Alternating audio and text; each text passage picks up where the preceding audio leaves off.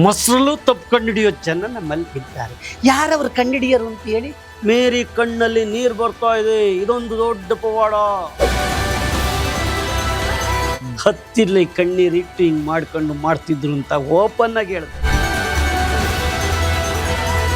ಹಿಂಗಂದ್ರೆ ಹಲ್ಲುಯ್ಯ ಅಂದ್ಬಿಟ್ರೆ, ದೇವ್ರ ಕಾಲು ಬರೋದಾದ್ರೆ, ಕಣ್ಣು ಬರೋದಾದ್ರೆ, ಹಿಂಗೆ ಏನು ಕುಂಟ್ಕೊಂಡು ಎತ್ಕೊಂಬಂದ್ಬಿಟ್ರೆ ಹಿಂಗೆ ಅಂದ್ಬಿಟ್ರೆ ದಿಸ್ ಈಸ್ ಮಾಸ್ ಹಿಸ್ಟೀರಿಯಾ. ಜನ ಅವ್ರ ಕಡೆಯೇ ಡ್ರಾಮಾ ಮಾಡಲಿಕ್ಕೆ ಮಾಡುವಂಥ ಅಗಲ್ ಡ್ರಾಮಾ ಇದು, ಮತಾಂತರದ ಡ್ರಾಮಾ ಇದು.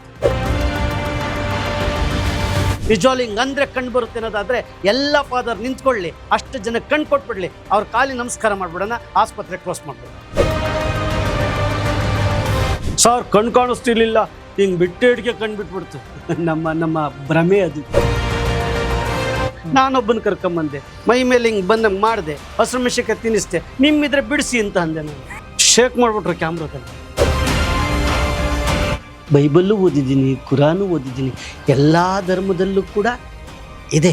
ಒಂದಿಷ್ಟು ನರಕನೂ ತೋರಿಸಿದ್ದಾರೆ, ಸ್ವರ್ಗನೂ ತೋರಿಸಿದ್ದಾರೆ.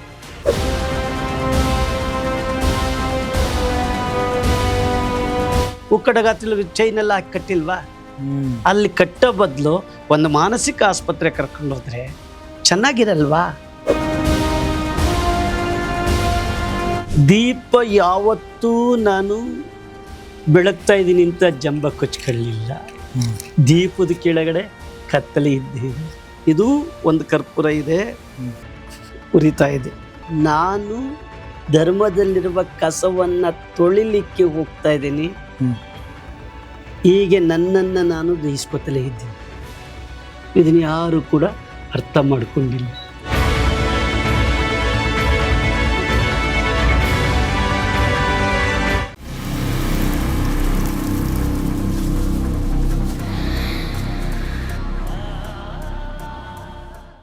ಏನಾಗುತ್ತೆ ಗೊತ್ತಾ? ದೀಪ ಯಾವತ್ತೂ ನಾನು ಬೆಳಗ್ತಾ ಇದ್ದೀನಿ ಅಂತ ಜಂಬ ಕೊಚ್ಕೊಳ್ಳಿಲ್ಲ. ದೀಪದ ಕೆಳಗಡೆ ಕತ್ತಲೆ ಇದ್ದೇನೆ. ಕಾನನದಿ ಮಲ್ಲಿಗೆಯ ಮೌನದಿಂಬಿಜ ಬಿರಿದು ನಿಜ ಸೌರಭವ ಸೂಸುವಂತೆ ಅಂತ. ಮಲ್ಲಿಗೆ ಹೂವು ಕಾಡಲಿದ್ದು ಮುಳ್ಳುಗಳ ನಡುವೆ ಇದ್ರೂ ಕೂಡ ನಾನು ಸುವಾಸನೆ ಕೊಡ್ತಾ ಇದ್ದೀನಿ ಅಂತ ಎಲ್ಲೂ ಹೇಳಿಲ್ಲ.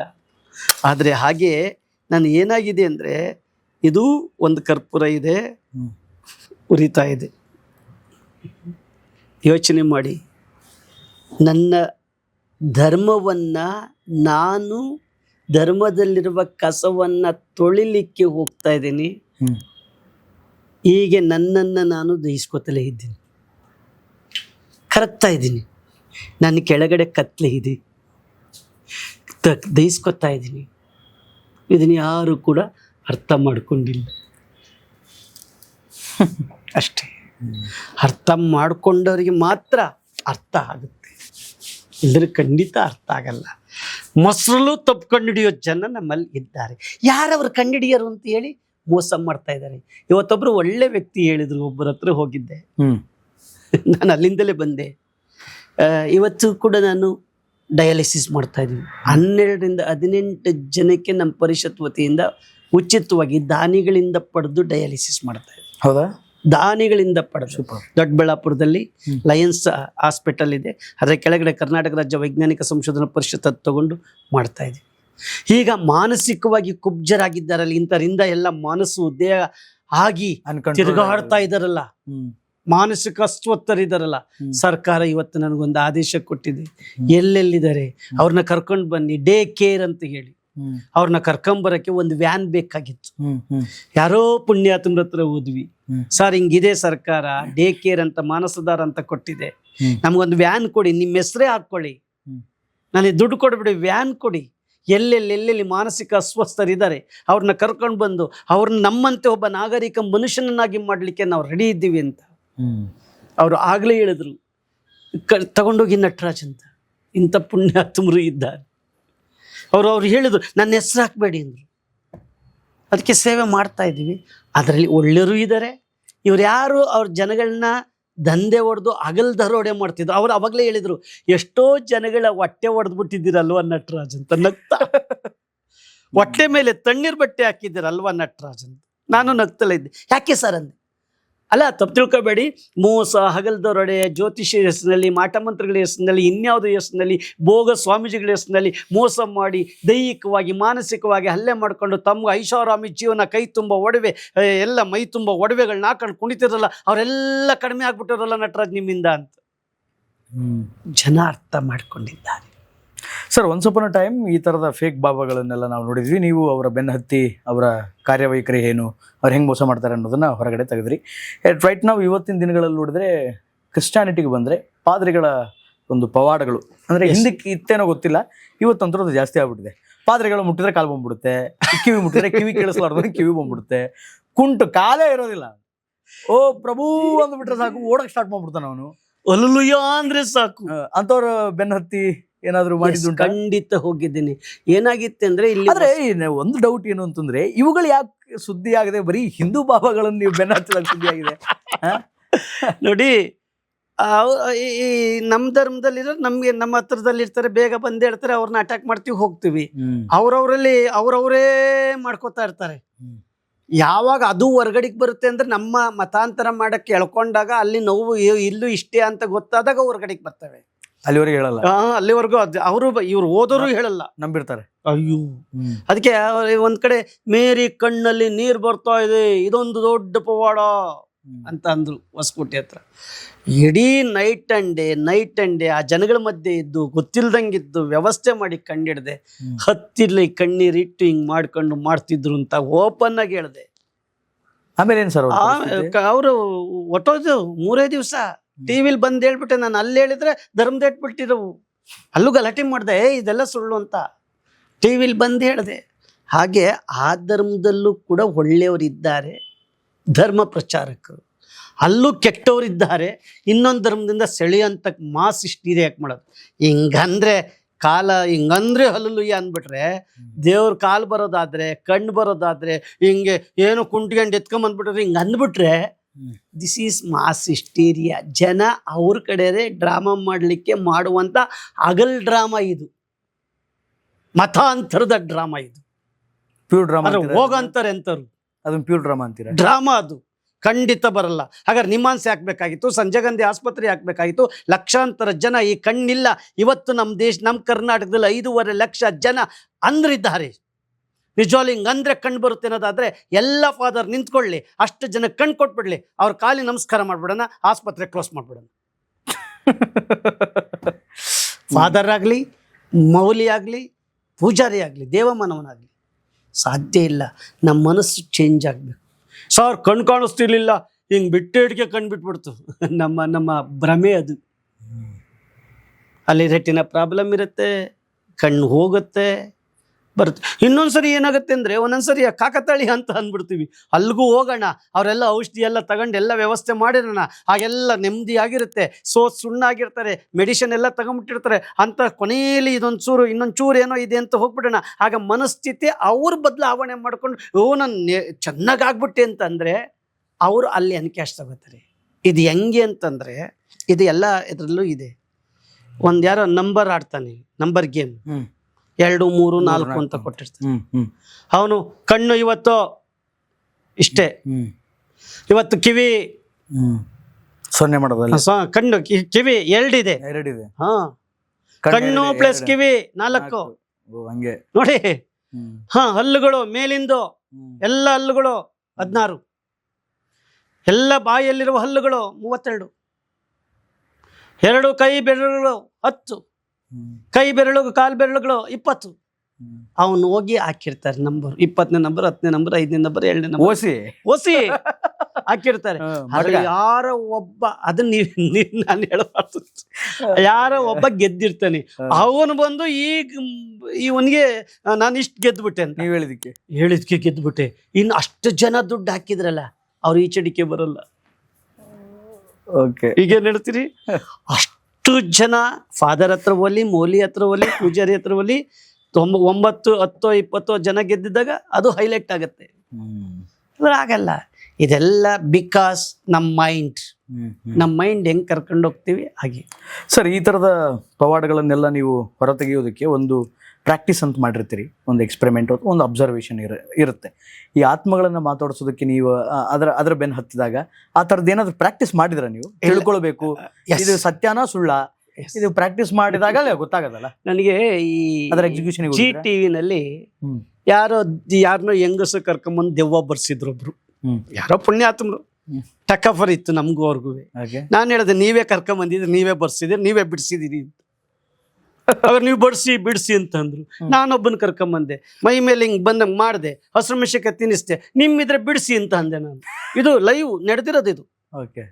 ಅವ್ರು ಹೇಳಿದ್ರು, ನೀವು ಪ್ಯಾಂಟ್ ಹಾಕಿದ್ರಿ ಪಂಚೆ ಹಾಕಕ್ಕಾಗಲ್ಲ, ನಾವು ಸಂಸ್ಕೃತ ಕಲ್ತಿದ್ವಿ, ನೀವು ಸಂಸ್ಕೃತ ಕಲಿಯಕ್ಕಾಗಲ್ಲ ಅಂದ್ರು. ನಾನು ಒಂದೇ ಹೇಳಿದೆ, ದಿಕ್ಕಾಲ ದಿನವ ಚಿನ್ನಾನಂತ ಚಿನ್ನಾರ್ಥ ಮೂರ್ತಿ ಸ್ವಾನುಭೂತೆ ಕಮಾನಾಯ ನಮ ಶಾಂತಾಯ ತೇಜಸ್ಸೆಂದೆ. ಶೇಕ್ ಮಾಡ್ಬಿಟ್ರು ಕ್ಯಾಮ್ರಾದಲ್ಲಿ. ಏನು ಓದಿದ್ದೀರಿ ನೀವು? ನೀವು ಪಂಚಾಂಗ ಗೊತ್ತಿಲ್ಲ ಮಾತಾಡ್ತೀರಿ ನೀವು ಅಂದರು. ಅದಕ್ಕೆ ಅವಾಗ ನಾನು ಹೇಳ್ಬೇಕಾಗಿತ್ತಲ್ಲ, ಆಗ ಮಾಡ್ತಂತ ದೇವ ನಮ್ ಗಮನಾರ್ಥಂತ ಸ್ವಕ್ಷರಾಮ್ ಗುರು ಗಂಟಾರ ವದನಾರ್ಥಂತ ಗಂಟಾನಾದಂ ಕೃತ್ವ. ನನಗೆ ಗೊತ್ತಿರ ಹೇಳೋದು ಇದೆಲ್ಲ ಕಲ್ತು. ಹೌದು, ನಿಮ್ಮಂತರು ಇವ್ರಿಗೇನು ಗೊತ್ತಿಲ್ಲ, ಅದಕ್ಕೆ ಏನು ಗೊತ್ತಿಲ್ಲದಲ್ಲೇ ಮಾತಾಡಕ್ಕೆ ಬರ್ತಾರೆ ಅಂತ ಆಗಮ ಓದ್ದೆ, ವೇದ ಕಲ್ತ್ಕೊಂಡೆ, ಸಾಹಿತ್ಯ ಕಲ್ತ್ಕೊಂಡೆ. ಇಂಪ್ಯಾಕ್ಟ್ ಏನು ಸರ್? ಅಂದರೆ ನಾನು ಏನೋ ಗೊತ್ತಿಲ್ಲದಲ್ಲೇ ಏನೋ ಮಾತಾಡೋಕೆ ಹೋದ್ರೆ ಇವನು ಏನೂ ಗೊತ್ತಿಲ್ಲ ಅಂತ ಒಂದೇ ಮಾತಲ್ಲಿ ಹೇಳ್ತಾರೆ. ತಿಳ್ಕೊಳ್ಳೋಣ. ನೀವು ಬೈಬಲ್ ಎಷ್ಟು ಸರಿ ಓದಿದ್ದೀರಿ? ಓದಿಲ್ಲ. ಕುರಾನ್ ಎಷ್ಟು ಸರಿ ಓದಿಲ್ಲ? ನಾನು ಕುರಾನ್ 5 ಸರಿ ಓದಿದ್ದೀನಿ. ಬನ್ನಿ ನಮ್ಮ ಮನೆಗೆ, ಬೈಬಲ್ ನೋಡಿ. ಭಗವದ್ಗೀತೆ 20 ಸರಿ ಅರ್ಥ ಮಾಡ್ಕೊಂಡಿದ್ದೆ. ನನ್ನನ್ನು ನಾನು ಬದಲು ಹಾಕ್ತಾ ಇದ್ದೀನಿ. ಬೈಬಲ್ಲು ಓದಿದ್ದೀನಿ, ಕುರಾನು ಓದಿದ್ದೀನಿ. ಎಲ್ಲ ಧರ್ಮದಲ್ಲೂ ಕೂಡ ಇದೆ. ಒಂದಿಷ್ಟು ನರಕನೂ ತೋರಿಸಿದ್ದಾರೆ, ಸ್ವರ್ಗನೂ ತೋರಿಸಿದ್ದಾರೆ. ಅದೇ ಹೋಗೋಣ, ಈ ಕುರಾನಲ್ಲಿ ಹೋಗೋಣ, ಅದರಲ್ಲೇ ಒಂದು ಜನಾಂಗ ಇದ್ದಾರೆ, ಸತ್ ಮೇಲೆ ಸಮಾಧಿನೇ ಕಟ್ಟಲ್ಲ. ಇಲ್ವೇ ಇಲ್ಲ ಅವ್ರಿಗೆ. ಏನ್ ಮಾಡ್ತಾರೆ? ಸುಮ್ಮನೆ ಮಣ್ಣು ಮಾಡ್ತಾರೆ ಅಷ್ಟೇ. ಅದೇ ಧರ್ಮದಲ್ಲಿ ಶೈತಾನ ಅನ್ನೋದು ಇಲ್ವೇ ಇಲ್ಲ ಅಂತ. ಶೈತಾನ್ ಇದೆ, ಅವರೇ ಬಿಡಿಸ್ತಾರೆ. ಅಲ್ಲಿ ಕೈ ಕಾಲು ಕಟ್ಟೋದು. ಬನ್ನಿ, ಈಗಲೂ ದರ್ಗಾಗಳಲ್ಲಿ ಕೈ ಕಾಲು ಕಟ್ಟಿ, ಅದು ಮಾನಸಿಕ ಕಾಯಿಲೆ, ಶೈತಾನ್ ಅಲ್ಲ. ಎಲ್ಲ ಧರ್ಮದಲ್ಲೂ ಇದೆ. ಉಕ್ಕಡಗಾತಿಲ್ ಚೈನೆಲ್ಲ ಹಾಕಿ ಕಟ್ಟಿಲ್ವಾ? ಅಲ್ಲಿ ಕಟ್ಟೋ ಬದಲು ಒಂದು ಮಾನಸಿಕ ಆಸ್ಪತ್ರೆ ಕರ್ಕೊಂಡು ಹೋದ್ರೆ ಚೆನ್ನಾಗಿರಲ್ವಾ? ಇವತ್ತಿನೇನೆ ಒಬ್ಬರು ಬೇಲಿ ಮಠದ ಸ್ವಾಮೀಜಿಗಳು ಒಂದು ಮಾತು ಹೇಳಿದ್ರು, ದೇವಾಲಯಗಳು ಆಸ್ಪತ್ರೆಗಳಾಗಬೇಕು. ಆಸ್ಪತ್ರೆಗಳಲ್ಲಿರುವಂತಹ ರೋಗಿಗಳು ದೇವರಾಗಬೇಕು. ಆಸ್ಪತ್ರೆಯಲ್ಲಿರುವ ರೋಗಿಗಳನ್ನು ಆರೈಕೆ ಮಾಡುವಂಥ ವೈದ್ಯರು ಪೂಜಾರಿಗಳಾಗಬೇಕು. ಅವರ ಜೊತೆ ಬರುವಂತಹ ಸಹಾಯಕರಿದ್ದಾರಲ್ಲ, ದಾನಿಗಳಿದ್ದಾರಲ್ಲ, ಅವರು ಭಕ್ತಾದಿಗಳಾಗಬೇಕು. ಇದಕ್ಕಿಂತ ಇನ್ನು ಅರ್ಥ ಏನು ಬೇಕು? ಅವರು ಸ್ವಾಮೀಜಿ ಅಲ್ವಾ? ಆದರೆ ಸುಮಾರು ಜನ ಪೀಠಾಧಿಪತಿಗಳಾಗಿರ್ಬೋದು ಅಥವಾ ಸಮಾಜ ಚಿಂತಕರಾಗಿರ್ಬೋದು, ಈ ಥರದ ಹೇಳಿಕೆಗಳನ್ನು ಕೊಡಬೇಕಾದ್ರೆ ಸರಿಯಾದ ರೀತಿಯ ಡಿಸ್ಕ್ರಿಪ್ಷನ್ನ ಕೊಡದೆ ಹೇಳಿಕೆಯನ್ನು ಕೊಟ್ಟೋದು ಆ್ಯಂಟಿ ಹಿಂದೂ ಹೇಳಿಕೆ ಅಂತ ಟ್ಯಾಗ್ಲೈನ್ ಹಾಕೊಂಡ್ಬಿಡ್ತಾರ ಅಂತ ಅನ್ಸುತ್ತೆ ಒಂದೊಂದ್ಸಲ. ಅಂದರೆ ಅವರ ಹೇಳಿಕೆಯ ಒಳ ಅರ್ಥ, ಒಳಗಡೆ ಏನು ಭಾವಾರ್ಥ ಇದೆ ಅನ್ನೋದನ್ನ ತಿಳಿಸದೆ ಮೇಲ್ನೋಟಕ್ಕೆ ಆ ಲೈನ್ ಹೇಳಿಬಿಟ್ಟು ಈ ದೇವಸ್ಥಾನಗಳು ಆಸ್ಪತ್ರೆಗಳಾಗಬೇಕು ಅಂತಂದ್ರೆ ಇವ್ರು ದೇವಸ್ಥಾನದ ವಿರೋಧಿ ಅಂತಾರೆ. ಸೊ ಒಳಗಡೆ ಏನ್ ಭಾವಾರ್ಥ ಇದೆ ತಿಳಿಸಬಹುದಲ್ಲ. ಅವರು ಮಾತಾಡುವ ಶೈಲಿಯಲ್ಲಿ ನಿಜವಾದ ಅರ್ಥವನ್ನು ಜನರಿಗೆ ಅರ್ಥೈಸ್ಬೇಕು. ಎಕ್ಸಾಕ್ಟ್ಲಿ, ಅದಾಗಬೇಕು, ಅರ್ಥೈಸ್ಬೇಕು. ನೀವು ದೇವಾಲಯಗಳ ಪೂಜೆ ಮಾಡ್ತಾ ಇದ್ದೀರಲ್ಲ, ಅಲ್ಲೇ ಒಂದಿಷ್ಟು ಮಾನಸಿಕ ವೈದ್ಯರಾಗಿ ಒಂದಿಷ್ಟು ಒಳ್ಳೇದು ಹೇಳಿ. ಅವರು ದೇವಸ್ಥಾನ ಬೇಡ ಅಂತ ಹೇಳ್ತಾ ಇಲ್ಲ. ಅಲ್ಲಿ ನೀವು ಗೊತ್ತಿಲ್ಲದಲೇ ಇರೋ ಒಂದು ಶ್ಲೋಕ ಹೇಳೋ ಬದಲು ಗೊತ್ತಿರುವ ಶ್ಲೋಕವನ್ನು ಹೇಳಿ ಅರ್ಥೈಸಿ, ಪಾಸಿಟಿವಿಟಿ ತುಂಬಿ. ಚಿಕ್ಕಮಗಳೂರು ಕನ್ನಡದಲ್ಲಿ ಎಲ್ಲವನ್ನು ಹೇಳ್ತಾರೆ, ಅರ್ಥೈಸಿ. ಅರ್ಥವಿಲ್ಲದ ಭಾಷೆಯನ್ನು ಹೇಳಿದರೆ ಏನಯ್ಯ ಅದು ಅರ್ಥ ಆಗತ್ತೆ? ಅರ್ಥೈಸಿ. ಪ್ರತಿಯೊಂದು ಅರ್ಥೈಸಿದಾಗ ಎಂತನಿಗೂ ಅರ್ಥ ಆಗತ್ತೆ. ಅರ್ಥ ಮಾಡ್ಕೊತಾನೆ ಬಿಡ್ತಾನೆ. ನಿನ್ನನ್ನು ನೀನು ಮೊದಲು ಪರಿವರ್ತನೆ ಮಾಡ್ಕೋ, ಪರಿಶುದ್ಧನಾಗು, ನಂತರ ಸಮಾಜಕ್ಕೆ ಹೋಗು. ಸರ್, ವೆರಿ ರಿಸ್ಕಿಯೆಸ್ಟ್ ಪವಾಡ ಯಾವುದು? ಜೀವಂತ ಸಮಾಧಿ ಆದರೆ ಲೋಕ ಕಲ್ಯಾಣ ಆಗುತ್ತೆ ಅಂತ ಹೇಳಿ ನಂಬಿಸ್ತಿದ್ರು. ಉತ್ತರ ಭಾರತದಲ್ಲಿ ಅನೇಕ ಸ್ವಾಮೀಜಿಗಳು, ಸನ್ಯಾಸಿಗಳು, ಮೌಲ್ಯಗಳು ಎಲ್ಲರೂ ಇದ್ದಾರೆ ಬಿಡಿ. ಜೀವಂತ ಸಮಾಧಿ ಆದರೆ ಲೋಕ ಕಲ್ಯಾಣ 24 ಗಂಟೆ ಅಂತ. ಇಲ್ಲಿ ಮಾಗಡಿ ಹತ್ರ ಒಬ್ಬ ವ್ಯಕ್ತಿ ಜೀವಂತ ಸಮಾಧಿಯಾಗಿದ್ದು ಟಿವಿಲಿ ಬಂದ್ಬಿಡ್ತು. ಅದು ದೊಡ್ಡದು. ರಾತ್ರಿ ಒಂದ್ ದಿವಸ ನಮ್ಗೆ ಅನುಮಾನ ಬಂದಿದ್ದು ಹಾಲು ಹೋಗ್ತಾ ಇತ್ತು. ಯಾರಿಗೆ ಹಾಲು ಅಂದ್ರು. ಅವನು ಅಪ್ಪಿ ತಪ್ಪಿ ಬುದ್ಧಿಯವರಿಗೆ ಅಂದ್ಬಿಟ್ಟು ಅದು ಅಂಡರ್ಗ್ರೌಂಡಲ್ಲಿ ಗೊತ್ತಿಲ್ದಂಗೆ ಎಲ್ಲ ಮಾಡ್ಕೊಂಡಿದ್ದು.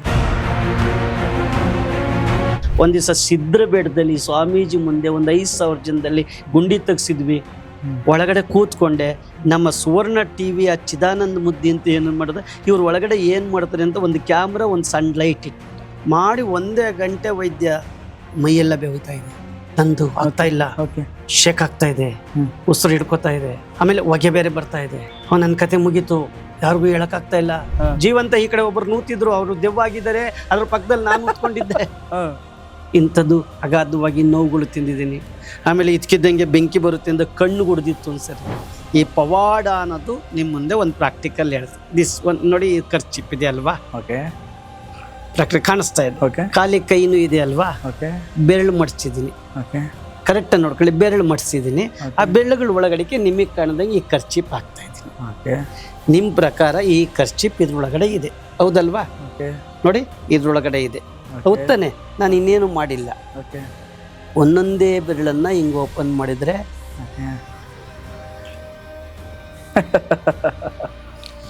ಇದನ್ನ ನೀವೇನು ಹೇಳ್ತೀರಿ? ಪವಾಡ ಅಂತೀರಿ.